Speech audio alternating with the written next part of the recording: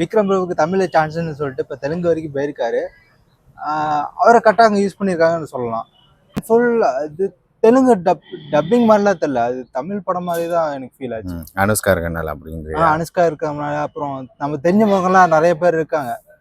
அதனாலேயே எனக்கு தெலுங்கு படமும் டப்பிங்னு எனக்கு ஃபீல் ஆகல, தமிழ் படம். ஏன்னா இதுவே வந்து பார்த்தீங்கன்னா நம்ம ஹில் ஸ்டேஷன்ல நிறையாவே இருக்கு. தமிழ்நாட்டில் வெளியே தெரியதில்ல, பட் இருக்கு கஞ்சா செடி.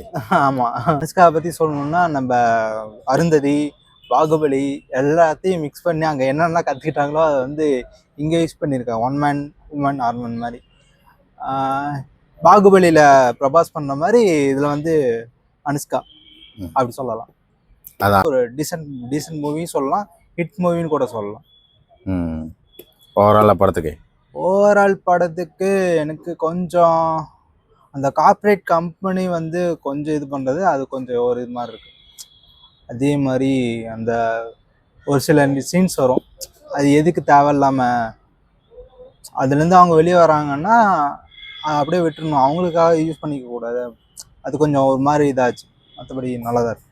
ரேட்டிங் வந்து பார்த்தீங்கன்னா ஒரு 9 கொடுக்கலாம்.